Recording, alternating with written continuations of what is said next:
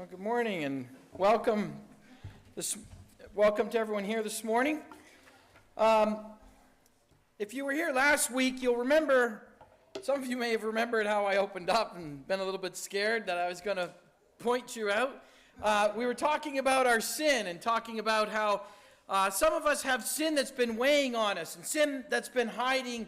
We've been hiding it for many years and how that's not a good way to live. And we talked about a couple of people, God's people, who were really bad sinners. We have David, who not only committed adultery, but murdered the husband of the woman that he had taken and slept with. Or Moses, who had murdered someone. Moses was a great leader, but there were people in this world who would have remembered David and remembered Moses as murderers. And Rahab, as a prostitute who wasn't a part of God's people. There were people within the Jewish community who would have remembered Rahab. Oh, she's the outcast. She was the prostitute. He was the murderer. But God, when he gives us a new identity, it doesn't matter what people think. It's what God thinks that matters. And if God says David is going to be king, David will be king. And if God says he was remembered as a man after my heart, then that's how David's remembered. And that's how their stories have been told. Moses, David, Rahab, and Paul. Because Paul had a pretty bad history. We've been looking at discipleship, what it means to be a disciple through the eyes of disciples. And now we're looking at it through the eyes of Paul. And Paul had a pretty heavy weight on his shoulders when he became a follower of Jesus. Before he became a follower of Jesus.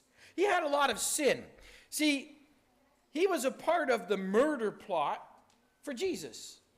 Now, before we get into that, you might say, well, how does a group of Jewish leaders, the Sanhedrin, these teachers, that would be like the Sanhedrin was a group of 70. That'd be like a group of the most popular, maybe, and well-known for their godly lives, maybe of some of the preachers you might have heard of or some elders. But you take some of the ones that are well-known, and they're the ones who were plotting to murder Jesus. This is what one of them said. This is what the high priest said. Oh, sorry, we'll come back to that one. So the chief priests and the Pharisees convened the Sanhedrin, and they were saying, what are we going to do since this man is doing many signs, he's doing many miracles? If we let him go, everyone will believe in him, and the Romans will come and take away our place and this nation. We might be in trouble with the Romans if we just let things continue. He's going to get us in trouble. One of them, the high priest that year, Caiaphas, he said, you all know nothing. You're not considering that it's to our advantage that one man should die for the people rather than the whole nation perish. Well, okay, that's good thinking, Caiaphas. Sure, that might make sense, but how's he going to just die? We prayed for him to die. He's not dying. Well, we'll have to kill him. And that's what they did. They plotted to kill Jesus. And we're told that Paul, he was good friends with these people. Paul knew them. As a matter of fact, it's the same high priest that Paul goes to get a letter of authority so that Paul can go and kill Christians. And so how would these leaders give in to this murder plot? How would that be okay? One of the 10 commandments, thou shalt not murder. They taught this. They knew that. These were the top 10. Thou shalt not murder. And they're all committing, yeah, we better murder him. Yeah, I think we'll have to do it. When do you get to that point in life? How do you get there? Well, there was a social experiment that was done. And you may have heard of Darren Brown. He's an illusionist. And through psychology, he does these illusions. And he did, in 2016, he made for entertainment a show. How you can manipulate humans. How you can get people to do things. And what he would do is, it was just little subtle social pressures and little subtle things to push someone further. And what he did is he set up this charity event, charity auction. And And there was one person there that they were going to trick. And everyone else was paid, and the set was all set up, and all the people were paid actors. And one person didn't know what was going on. And they slowly, subtly influenced him with increasingly questionable actions they got him to do. Little things like lying, and what we're going to do, I'm just going to show you the trailer really quick. It's only a minute and a half. So let's see if we can push play on this. I don't know. And is audio working? Okay. So maybe just watch this. If someone could grab the lights there, those 3 side lights. Yeah.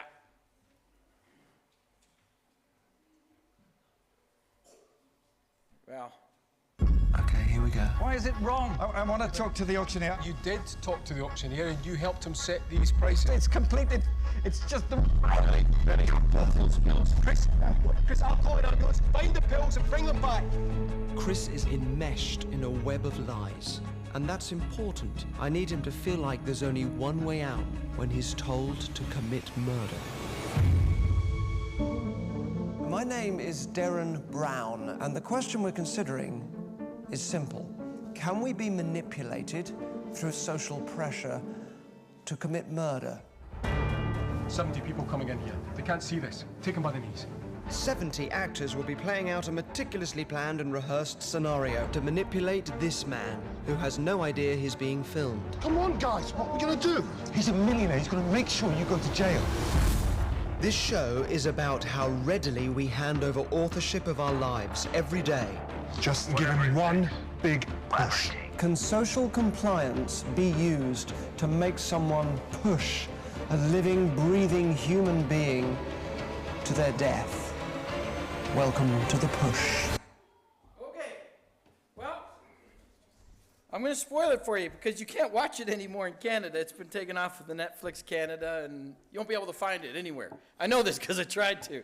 Well, maybe some of you can manipulate your IPs and stuff, can find it on Netflix Australia. But anyways, basically what happens, because we're watching this and we're like, yeah, no, they're not going to, it's fake. It's been, people looked into this. No, he did a real social experiment. It wasn't a good thing maybe for their mental health, but it shows what they're willing to do. So the guy leading the auction, he fakes a heart attack, and the people they're all coming. If he's not here, people aren't going to give. This is for charity. Let's just tell everyone he died after the auction. I don't think we should. Yeah, we can. 3 or 4 people are in on it. This person does it. Help me grab the body. You see, he's grabbing the body. They take it to the back room. We'll bring him back out after, or we'll just tell them he had a heart attack in the back. I don't know. Okay. And as he's sitting there, no one's seen the fella who was running the auction. No one's ever seen him before. So they're sitting there. Well, let's welcome him. They think it's you. You got to go up and say something. So he goes up and he pretends he's the guy that had died. And he gives a little speech. And now he's gotten so far in. And all of a sudden it's discovered later he's still alive. And, or somebody, I forget, maybe he wasn't still alive. But anyways, the point is this. He gets to the point where he's done so many bad things. He had to kill someone to hide it all. And the person sitting on the ledge on the scaffolding at the end.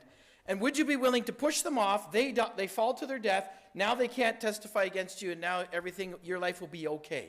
You'll be living with this on your conscience that you killed someone. Now, they did this for several people. And I will tell you that fella in the picture did not go through with it at the very end. But of the 10 people they did, several did go through with it. And even though that fella, Chris, didn't go through with the push, he went through with a bunch of other things where we think, I would never do that. I would never have gotten to stage 2. He gets to like stage 9 and he just doesn't commit murder, but he does everything else. Lies and cheats and impersonates. Now listen, you might say, I didn't come to church this morning to watch a video, Jamie. Sure. But if this is what humans can do, if this is the extent that humans can deceive you and trick you to do things, what do you think Satan and the evil ones are doing, who have had more time and are hard at work to deceive you and to get you to do things you shouldn't do? If this is what humans can do you not think that the spiritual forces of evil that are at work cannot get you even easier. And so what do you do to be safe? You draw nearer to God. You take Jesus. Actually, you don't take Jesus. You walk with Jesus under his wing. You become a disciple, and you surround yourself with people who are like-minded, who will help you. You see, Paul surrounded himself. Paul ended up in this situation of murdering Christians because he was surrounded by people who were influenced, and their influence, evil influence, to murder a good, innocent Jesus. And their influence rubbed off on Paul. And Paul says this. This is what's recorded about Paul in the book of Acts. This is what Paul did. He was breathing out threats of murder against the disciples.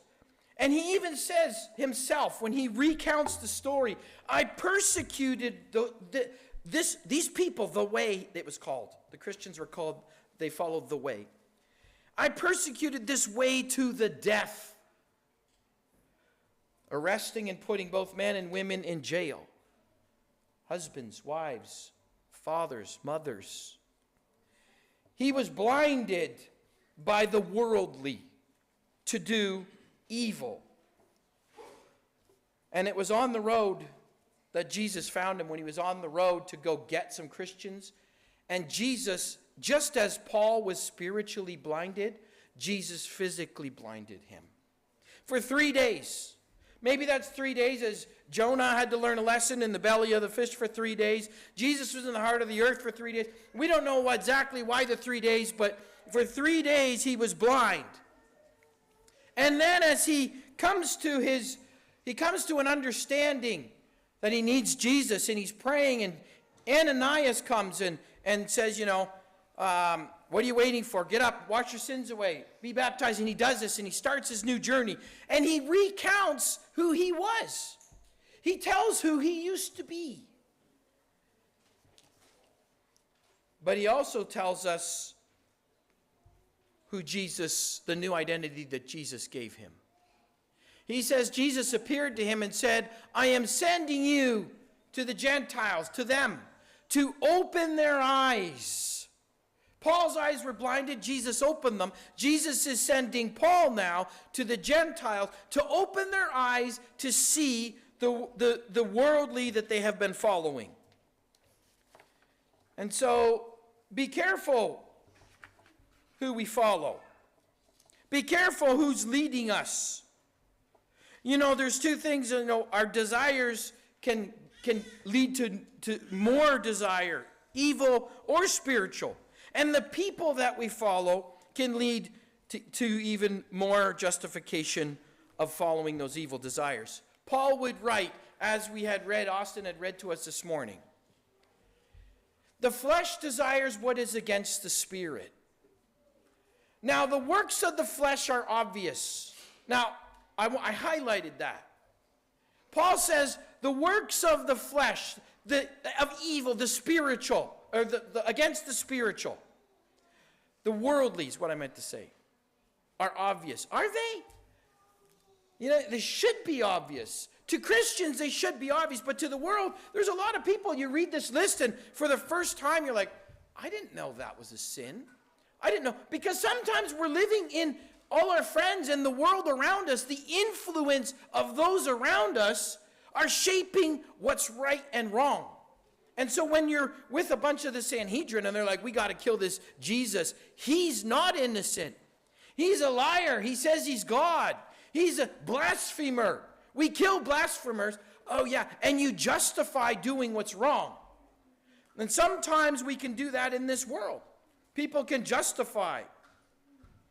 They can justify doing all kinds of things that God says these are wrong. Paul says anything similar. There's a large list of things that are worldly and not spiritual. And this is we could do a sermon on each one of these, and we'll probably get there down the line here, because each one of these deserves time to look into it. I was just talking to a sister this week about the dangers of pride and the challenges that brings, and humility versus humility. There's a long list that Paul says. So the question that we have to ask, how do we end up doing these things? Sometimes it's the world around us, and sometimes it's the people that are closest to us that help lead us. You see, Paul says we are to be led by the Spirit. We'll look at that in a minute. And sometimes the Spirit leads us in different ways, sometimes through other people. And so those who we surround ourselves with, they can lead us to do things that are evil, but they can also lead us to do things that are good. And if you don't believe this, the psychological and social experiments that we just looked at, and if you don't believe, that the people you hang out with, you're going to become like them, and your parents have said that, if you don't believe that, fine. You don't have to believe what the world says, but listen to what God says. Because there's even an ancient proverb that God has recorded. The one who walks with the wise will become wise, but a companion of fools will suffer harm. This is nothing new. But the problem is we don't want to hear it. We don't want to give up our friends. We don't want to give up people that may be bringing us, they're not really causing me to do bad things. They're good people. They're getting me to do good things. And I'm not saying you have to give up people in the world. How would you ever reach people in the world? But I'm saying be careful who your family is, who your closest are. And if your family is leading you in that direction, they're supposed to be spiritual like the religious leaders in Jesus' day, maybe you're the one that all of a sudden needs to find a way to lead them and recognize the problem. Because we are all supposed to be led by the Spirit. Just as the works of the flesh are obvious, we're told to be led by the Spirit. Those who practice such things will not inherit the kingdom of God for evil, but the fruit of the Spirit. Those who belong to Christ have crucified their flesh with its passions and desires. The worldly has been put to death. And the fruits of the Spirit, you know what? When you start to taste the fruits of the Spirit, they taste pretty good. And you want more. So the more you do and the more that you're living like Jesus, it's like, wow, I want more of this. It's contagious. And the more that you're hanging out with people who are led by the Spirit or Spirit-filled, you will help one another. You'll hold each other accountable. You're not going to justify doing things you shouldn't do. Someone might say, I don't think this is right. I don't feel good about this. You know what? Even if I disagree with you, if you don't feel good about it, let's not do it. Your attitude changes. You demonstrate fruit that you're doing. When this happens all the time. I can remember one time I was going out for coffee and someone couldn't start their car. Something simple like this. This was as a early 20s. I said, I better go help that person. It was inconvenient. It was snowing and cold out. We were having hot chocolates at the time in a Tim Hortons, but it was the right thing to do. And two of the others were like, you know what, let's go. After we helped them, that felt so great. Look at how happy they were. It felt good. The fruit of the Spirit makes you hungry for more. It calls attention to when change is needed. It spotlights good, being a light to the world. And it also highlights darkness and sin and calls attention to when we need to change. It's a reminder, being led by those who are led by the Spirit or leading others. It's a reminder of who we are, our identity. Because the world might say, I remember you, but then we're reminded by those led by the Spirit or by God himself, no, you are this. That's not you anymore. And we lift, exhort, encourage, lift up, and strengthen one another when we're being led by the Spirit. And so I want to end with this. The Apostle Paul, as he looks back at his life, he's no longer the persecutor and the murderer. Even though he persecuted and murdered Christians, he would have had to get up and preach to a congregation, or they would have been reading his letter. You know how hard that would be? This is the Apostle Paul, full of love, and you're reading this letter, and he killed your parents? He took them and put them in prison, and now he's the one preaching. There would have been people sitting there having a really hard time listening to Paul. And we find that ourselves when, someone, maybe myself, maybe you're having a hard time, or maybe with our spouses, someone might have a real hard time and say, this is what, I don't like this person because of this. But we also have to remember, as Paul had to remember, God gives a new name. God gives a new identity. And we have to do better at recognizing those who are led by the Spirit and lifting one another up ourselves instead of bringing people down to who they're worldly, to who they were in the worldly sense. I want you to picture a couple of people on a boat, a sailboat, and depending on who's in that boat, you might have some people or some friends that are with oars, and they want to go in one direction, and maybe you want to go in another direction, and you have a bit of conflict. And it's really hard, to go anywhere when you're rowing one way and someone else is rowing another. Sometimes you just spin, or you end up going in circles. But what God does is he lets us make a decision. And that decision is not necessarily to get out of the boat, don't leave the world, but you put the sail up. You put that sail up because God promises that when he leads you, that he is that wind. And when that sail's up and you put it in the right direction, God is the one who those people with the oars cannot overpower. And God will bring us safely into his heavenly kingdom. Let's stand for our final hymn.